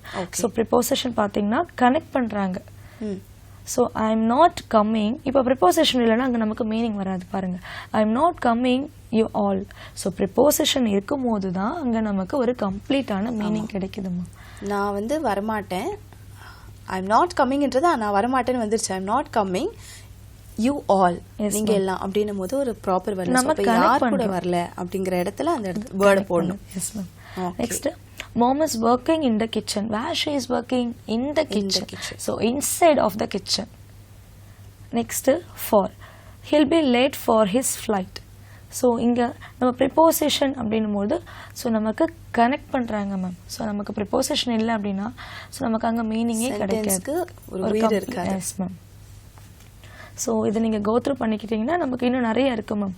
at, by, us, but, for, from, in, into, than, off, on, out, over, till, to, up, upon, with, under, down. so எல்லாமே இங்க என்ன அப்படினு பார்த்தா preposition நமக்கு which is used to connect words and sentence. Okay. இது வந்து mostly noun and pronoun க்கு முன்னாடி வரக்கூடிய preposition. அதுக்கு முன்னாடி அந்த இதல இருக்கு பாருங்க, preposition, preposition of noun or pronoun. Next நமக்கு கன்ஜக்ஷன் மேம். ஸோ கன்ஜக்ஷன் பார்க்கும்போது நம்ம எப்படி ஈஸியாக ஞாபகம் வச்சுக்கலாம் அப்படின்னா ஃபேன் பாய்ஸ் அப்படின்னு ஞாபகம் வச்சுக்கலாம். So F for, A for and N for nor, B for but, O for or, Y for yet and S for so, fan boys அப்படின்னு ஞாபகம் வச்சுக்கலாம். நம்மளால வந்து கன்ஜக்ஷன் வந்து கண்டுபிடிக்க முடியும். ஸோ ஃபார் எக்ஸாம்பிள் பார்த்தோன்னா இது எந்தெந்த இடத்துல கன்ஜக்ஷன் யூஸ் பண்ணணும் அதையும் சொல்லிடுங்க. Yes ma'am. இப்போ 2 வேர்ட்ஸ் 2 சென்டென்ஸை நம்ம வந்து ஜாயின் பண்ணுறதுக்கு கன்ஜக்ஷன் யூஸ் பண்ணிக்கலாம் மேம். இப்போ I love cake and ice cream. So இங்கே எனக்கு கேக்கும் பிடிக்குது, ஐஸ்கிரீமும் பிடிக்குது. ஸோ நான் இங்கே கனெக்ட் பண்ணிக்கிறேன். So conjunction connected. Okay. So connecting words and sentence அப்படின்னு நம்ம எடுத்துக்கலாம். Okay okay. கன்ஜக்ஷன்ஸ். காம்ப்ரிஹென்ஷன் பார்ட்டும் வந்து கண்டிப்பாக இங்கிலீஷில் வந்துட்டு ஒரு முக்கியமான பகுதி. அது ரீடிங் காம்ப்ரிஹென்ஷனில் மார்க்ஸ் எப்படி ஸ்கோர் பண்ணுறது அதை ஒரு சிம்பிளாக சொல்லிடுங்களேன். Yes ma'am. So reading comprehension அப்படின்னு பார்க்கும்போது ஸோ ரீடிங் காம்ப்ரிஹென்ஷன் பிள்ளைங்களுக்கு அவங்க அந்த கான்செப்டை அன்சீன் பேசேஜ் நம்ம சொல்லலாம் மேம். இதுக்கு முன்னாடி அந்த பேசேஜ் அவங்க பார்த்துருக்கவே மாட்டாங்க. For the first time they are going to read. Okay. So அவங்க ரீட் பண்ணுறாங்க. எதுக்காக அப்படின்னா அவங்களோட எபிலிட்டி, அவங்களால படிக்க முடியுதா, அவங்களால வந்து அண்டர்ஸ்டாண்ட் பண்ணிக்க முடியுதா. Comprehension means understanding. ஸோ அவங்களால அண்டர்ஸ்டாண்ட் பண்ண முடியுதா, அவங்களால அதில் என்ன பாயிண்ட்ஸ் என்ன கான்செப்ட் இருக்குன்னு புரிஞ்சுக்க முடியுதா அப்படின்றத செக் பண்ணுறதுக்காக அந்த ரீடிங் காம்ப்ரிஹென்ஷன் இருக்கும். ஸோ நமக்கு தெரியும் கொஷின் பேப்பரில் நமக்கு 3 section, section A, section B, section C. Reading, writing and grammar, then literature. So ரீடிங்லேயே நமக்கு 20 மார்க்ஸ். ஓகே. நம்ம பயப்படாம தாராளமா 20 மார்க்ஸ் எடுத்துடலாம். நமக்கு லாங்குவேஜ் தெரிஞ்சு அதை அண்டர்ஸ்டாண்ட் பண்ண முடிஞ்சோன்னா அன்சீன் பேசேஜ்ல நம்ம ஈஸியா 20 மார்க்ஸ் ஸ்கோர் பண்ணலாம். அந்த ரீடிங் காம்ப்ரிஹென்ஷன்ல ஒரு அன்சீன் பேசேஜ் கொடுப்பாங்கன்னு சொல்லியிருந்தீங்க. அதாவது இதுக்கு முன்னாடி மாணவர்கள் பார்க்காத ஒரு பேசேஜ் கொடுத்துருப்பாங்க. ஸோ அதுலேருந்து அவங்க என்ன கான்செப்டோ அதை அண்டர்ஸ்டாண்ட் பண்ணி என்ன பண்ணணும்? அவங்க கொடுத்துருக்கிற கொஷின்ஸ் கொடுத்துருப்பாங்க மேம். ஃபர்ஸ்ட் அன்சீன் பேசேஜ் கொடுத்துருவாங்க. நெக்ஸ்ட் கொஷின்ஸ், அந்த பேசேஜ் ரிலேட்டடாக கொஷின்ஸ் கேட்டிருப்பாங்க. ஃபர்ஸ்ட் நம்ம இது எப்படி இப்போ நிறைய ஸ்டூடெண்ட்ஸ் என்ன சொல்றாங்க அப்படின்னா, மேம் ரீடிங் காம்ப்ரிஹென்ஷனால தான் மேம் டைம் போகுது, லிட்ரேச்சர் பார்ட் வந்து எங்களால் வந்து ஃபோக்கஸ் பண்ண முடியல, ரீடிங் காம்ப்ரிஹென்ஷனால மற்ற கொஷின்ஸ் எல்லாம் விடுற மாதிரி இருக்கு மேம் அப்படின்றாங்க. ஸோ நம்ம ரீடிங் காம்ப்ரிஹென்ஷன் அப்படின்னு பார்க்கும்போது நம்ம ரொம்ப கவனமாக படிக்கணும் மேம். நம்ம சீக்கிரமாக முடிக்கணும் அப்படின்ட்டு படிச்சோன்னா அந்த பதட்டத்தில் நம்மளால கரெக்டாக அந்த கான்செப்டை அண்டர்ஸ்டாண்ட் பண்ணிக்க முடியாது ma'am. So reading comprehension first reading கொடுக்கணும் மேம். ஸோ என்ன கான்செப்ட், கீவேர்ட்ஸ் எல்லாம் நம்ம ஃபர்ஸ்ட் ஐடென்டிஃபை பண்ணிடணும். நெக்ஸ்ட் என்ன கான்செப்ட் இருக்கு அப்படின்னு பார்க்கணும். நெக்ஸ்ட் நம்ம கொஷின்ஸ் படிக்க ஆரம்பிச்சிடணும். ஸோ கொஷின்ஸ் படிச்சுட்டு திருப்பி நம்ம மேலே பேசேஜ் போய் பார்க்கும்போது நம்ம இங்கே இருக்கிற கொஷின் அங்கே இருக்கிற பேசேஜ் கூட ரிலேட் ஆகிக்கிறோம். ஸோ அதை நம்ம அண்டர்ஸ்டாண்ட் பண்ணிட்டு அழகாக என்ன பண்ணலாம்னா அங்கே இருக்கிற ஆன்சரை எடுத்து எழுதலாம். நம்மளோட ஓன் வேர்ட்ஸில் எழுதலாம் மேம். ஈஸியாக சிம்பிளாகவே எழுதலாம். இதில் சினானியம்ஸ் எல்லாமே கேட்பாங்க, சினானியம்ஸ் அண்ட் ஆன்டனியம்ஸுமே கேட்பாங்க. ஸோ அப்படி இருக்கும்போது நமக்கு மீனிங் தெரியல அப்படின்னா கூடமே நம்ம மற்ற சென்டென்ஸ் கூட ரிலேட் பண்ணி பார்க்கும்போது அதோட மீனிங் என்னவா இருக்கும் அப்படின்றத நம்மளால ஈஸியாக கெஸ் பண்ண முடியும். ஸோ ரீடிங் காம்ப்ரிஹென்ஷன் ரொம்ப ஈஸியான ஒரு பேசேஜை பார்த்து அதுல என்ன அர்த்தம் இருக்கோ அதுலேயே தான் கேள்வியும் கேட்டிருப்பாங்க, அதுக்குள்ளேயே ஆன்சரே இருக்கும். ஸோ ஈஸியா பார்த்து மார்க்ஸ் வாங்கிடலாம். Okay. So next writing, notice, story, formal and informal letters, diary entry, essay. So ரைட்டுமே நமக்கு வந்து ஒரு கான்செப்ட் கொடுத்துருவாங்க. ரைட் அண்ட் நோட்டீஸ் அப்படின்னா ஒரு ஈவெண்ட், ஏதாவது இன்ஸ்டிடியூஷனுக்கு ஏதாவது ஒரு காம்படிஷன் பற்றி எழுதணும், இல்லை ஒரு கல்ச்சுரல் காம்படிஷன், இல்லை ஸ்போர்ட்ஸ் ஈவெண்ட், அந்த மாதிரி இருக்கும்போது நம்ம ஈஸியாக நோட்டீஸு, ஸ்டோரி, இந்த ஏரியாஸ்லாம் நம்ம கண்டிப்பாக ஒமிட் பண்ணவே கூடாது. ஓகே. இதெல்லாம் நீங்கள் வந்து ஈஸியாக வந்து மார்க்ஸ் எடுக்கக்கூடிய பார்ட். ரொம்ப அழகாக சிம்பிளாகவும் சொல்லி கொடுத்தீங்க. அதாவது அந்த கொஸ்டின் கொடுத்துருக்காங்க இல்லையா, அந்த கொஸ்டினே நீங்கள் திரும்ப ரீட் பண்ணிவிட்டு அந்த சென்டென்ஸே மேலே கொடுத்துருக்க பேசேஜில் எங்கே இருக்கோ அந்த லைனை நீங்கள் வந்துட்டு ஃபோக்கஸ் பண்ணி அந்த வரக்கூடிய ஒரு 2-3 லைன்ஸ் வந்து நீங்கள் நல்லா ஃபோக்கஸ் பண்ணாலே அதுலேயே ஆன்சர் கிடச்சிடும்னு சொல்கிறாங்க. Okay. Yes ma'am. Next literature. லிட்ரேச்சரில் பார்த்தீங்கன்னா நமக்கு 40 மார்க்ஸ் ஈஸியாக ஸ்கோர் பண்ணிடலாம் மேம். நம்ம பார்த்தோம் இல்லையா ma'am, prose, poem, supplementary. So இதெல்லாம் பார்த்தீங்கன்னா நமக்கு எக்ஸ்ட்ராக்ட் இருக்கும். ஓகே. இப்போ நம்ம அன்சீன் பேசேஜ்னா நம்ம பேசேஜ் ஆல்ரெடி பார்த்துருக்க மாட்டோம். பட் எக்ஸ்ட்ராக்ட் அப்படின்னும் போது பேசேஜ் நமக்கு போயம்ல இருந்தோ இல்லை ப்ரோஸ்ல இருந்தோ நம்ம எடுத்துருவாங்க. ஓகே. ஸோ எடுத்துட்டு who is the speaker here, எந்த கேரக்டர் யார் யார்கிட்ட பேசுறா, என்ன இங்க what you understood from this passage, இதோட தீம் என்ன, அந்த மாதிரிலாம் இருக்கும் மேம். ஸோ நமக்கு சம்டைம்ஸ் ஓன் வேர்ட்ல டிஸ்கிரைப் பண்ண சொல்லியும் கொடுப்பாங்க. Yes ma'am. Give a suitable topic அப்படின்னு கூட சம்டைம்ஸ் வந்து இருக்கலாம் மேம். தலைப்பு கொடுங்க இந்த கான்செப்டுக்கான டாபிக்ஸ்.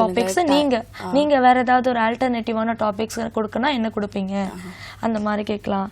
இல்லைன்னா நீங்க இந்த கேரக்டர் இடத்துல இருந்தீங்கன்னா நீங்க என்ன பண்ணுவீங்க, அப்போ உங்க கிரிட்டிக்கல் திங்கிங்கை நாங்கள் ஸ்டிமுலேட் பண்ற மாதிரி இருக்கும். ஸோ க்ரியேட்டிவாக இங்கே ஆன்சர் பண்ணுற மாதிரி இருக்கும். ஒன்ஸ் கிளாஸ் வந்து நம்ம அப்சர்வ் பண்ணிவிட்டு நம்ம அண்டர்ஸ்டாண்ட் பண்ணிக்கினாலே நம்மளால் எக்ஸ்ட்ராக்ட், ரீடிங் காம்ப்ரிஹென்ஷன், ரைட்டிங், இந்த 3 பார்ட்டுமே நம்மளால் ஈஸியாக வந்து மார்க் ஸ்கோர் பண்ணலாம் மேம். ஸோ மோஸ்ட்லி வந்து இன்னைக்கு மாணவர்களுக்கு ஈஸியான எந்தெந்த பார்ட்லேருந்து மார்க் ஸ்கோர் பண்ண முடியுமோ நம்ம ஒரு அவுட்லைன் கொடுத்தாச்சு. அண்ட் மார்க்ஸ் வந்து ஸ்கோர் பண்ணுறதை தாண்டி அவங்களுக்கு ஒரு தைரியம், ஒரு கான்ஃபிடன்ஸ் இங்கிலீஷ் மேலே வரணும். அப்போ மாணவர்களுக்கு என்ன சொல்ல விரும்புவீங்க? அப்படி இருக்கும்போது இப்போ நம்ம ஒரு கான்ஃபிடென்ட் வரணும்னா, ஒரு எக்ஸாம் ஹால்குள்ளே போகும்போது ஒரு கான்ஃபிடென்ஸ் வரணும்னா ஃபஸ்ட்டு வந்து நம்ம ப்ரிப்பேர் ஆகியிருக்கணும் மேம். நம்ம எக்ஸாமுக்கு ப்ரிப்பேர் பண்ணாமல் போனோம் அப்படின்னா கண்டிப்பாக நம்மளால் எதுவுமே பண்ண முடியாது. ப்ரிப்பரேஷன் இருந்தால் மட்டும்தான் நமக்கு ஒரு கான்ஃபிடென்ஸ் வரும், நம்மளால் வந்து நல்லா பண்ண முடியும் அப்படின்றது. நெக்ஸ்ட்டு வந்து நம்ம வந்து இப்போ ரீடிங், ரைட்டிங், தென் இந்த 2 பார்ட்ஸ்லையுமே நம்ம ப்ரிப்பரேஷன் இல்லாமலே நம்மளால் வந்து மார்க் ஸ்கோர் பண்ண முடியும். ஆனால் லிட்ரேச்சர் பொறுத்த வரைக்கும் நமக்கு ப்ரிப்பரேஷன் இருக்கணும். அட்லீஸ்ட் ஒரு 1/2 an hour நம்ம புக்கு கூட டைம் ஸ்பெண்ட் பண்ணால் மட்டும்தான் மேம் நம்மளால் வந்து எழுத முடியும். இல்லைன்னா கண்டிப்பாக நம்மளால் முடியாது மேம். அது வந்து நெக்ஸ்ட்டு வந்து என்னென்னா, லாங்குவேஜில் நம்ம வந்து நல்லா ஸ்ட்ராங்காக இருந்தோம்னா கண்டிப்பாக நம்மளால் வந்து ப்ரிப்பரேஷன் கூட பண்ணலைன்னா நம்ம கிளாஸ் லிசன் பண்ணி இருந்தாலே நம்மளால் கண்டிப்பாக எழுத முடியும். ஏன்னா இப்போ கொஷின்ஸ் எல்லாமே டைரெக்டாக வந்து புக்கில் இருக்கிற கொஷின்ஸ் தான் இல்லை. வாட் யூ திங்க் அபவுட், அப்போ ஓன் கொஷின்ஸ் இருக்கு மேம். நீ என்ன நினைக்கிற இந்த கொஷின் பற்றி, இதுக்கு நீ டாபிக் கொடுக்குறதுனா என்ன கொடுப்ப, இந்த கேரக்டர் இப்படி இல்லாமல் வேறு மாதிரி இருந்துச்சுன்னா நீ எப்படி ரியாக்ட் பண்ணுவ, இந்த மாதிரி ஓன் கொஷின்ஸ்லாம் நிறையா இருக்கும் மேம். ஸோ புக்கில் இருக்கிறது இல்லாமல் அவங்கள திங்க் பண்ணுற வைக்கிற மாதிரி கொஷின்ஸ்லாம் இருக்கும். ஸோ அந்த கொஷின்ஸ்க்கு எல்லாமே வந்து நம்ம ஆன்சர் பண்ணுற மாதிரி அட்லீஸ்ட் ஒரு 10 minutes, 1/2 an hour ப்ரிப்ரேஷன் இருந்தால் தான் நமக்கு அந்த ஒரு தைரியமே வரும் மேம். அப்போ தான் நம்மளால் வந்து ஈஸியாக வந்து மார்க் எடுக்க முடியும். இல்லைன்னா நமக்கு அந்த கான்ஃபிடென்ஸ் கண்டிப்பாக இருக்காது மேம். உள்ளே போயிட்டு கொஷின் பேப்பர் பார்க்கும்போதுமே ஒரு 10 minutes நம்ம ஸ்பெண்ட் பண்ணி தான் எழுதியிருக்க முடியுமோ அப்படின்னு தான் மேம் தோணும் கண்டிப்பாக. ஓகே. ஸோ மேம் வந்து இன்னைக்கு நிறைய விஷயங்கள் நம்ம கூட பகிர்ந்துக்கிட்டாங்க. அதே மாதிரி முதல் விஷயம் வந்து பேசி பழகுங்க அப்படின்னு சொல்லியிருக்காங்க. வீட்டில் இருக்க நியூஸ் பேப்பர்ஸாக இருக்கட்டும், ஸ்டோரி புக்ஸாக இருக்கட்டும், எந்த கிரேடாக இருந்தாலும் பரவாயில்ல. Even if your 12th standard 12th grade படித்தாலும் நம்மளுடைய ஸ்கில்லை வளர்த்துக்கிறது, LSRW அந்த ஸ்கில் வளர்த்துக்கிறது ரொம்ப ரொம்ப முக்கியமான விஷயம். ஸோ எவ்வளோ புக்ஸ், நாவல்ஸ், மேகசின்ஸ் எந்த அளவுக்கு நீங்கள் வந்து புது புது வார்த்தைகளை கற்றுக்குறீங்களோ உங்களுக்கு இங்கிலீஷ் அப்படிங்கிறது எப்போவுமே ரொம்ப சுலபமான லாங்குவேஜாக இருக்கும். கம்யூனிகேஷனுக்கு ரொம்ப முக்கியம். அண்ட் இப்போ இருக்கக்கூடிய காலகட்டங்களில் பிற மொழிகளை கற்றுக்கிறதும் அவசியமான ஒன்றா இருக்குது. ஸோ இங்கிலீஷ் அப்படிங்கிறது ரொம்ப சுலபமான விஷயம். நீங்கள் ப்ராக்டிஸ் பண்ணும்போது ஈஸியாக இருக்கும். இன்றைக்கி நம்ம நிகழ்ச்சிக்கு வந்து நிறைய தகவல் எங்களுக்காக கொடுத்ததுக்கு நன்றி. தொட்டனை தோறும் மணற்கேணி மாந்தருக்கு கற்றனை தோறும் அறிவு. அதாவது தோண்ட தோண்ட ஊற்று நீர் கிடைப்பது போல படிக்க படிக்க அறிவும் ஆற்றலும் மென்மேலும் வளர்ந்து கொண்டே இருக்கும். இதை உணர்ந்து நம்முடைய அறிவையும் ஆற்றலையும் மென்மேலும் வளர்த்துக் கொள்வோம். இன்று நமது கற்க கசடர நிகழ்ச்சி இனிதே முடிவடைந்தது. மீண்டும் ஒரு நிகழ்ச்சியில் உங்களை சந்திக்கிறோம். அதுவரை உங்களிடமிருந்து விடைபெறும் நான் வினிதா. நன்றி, வணக்கம்.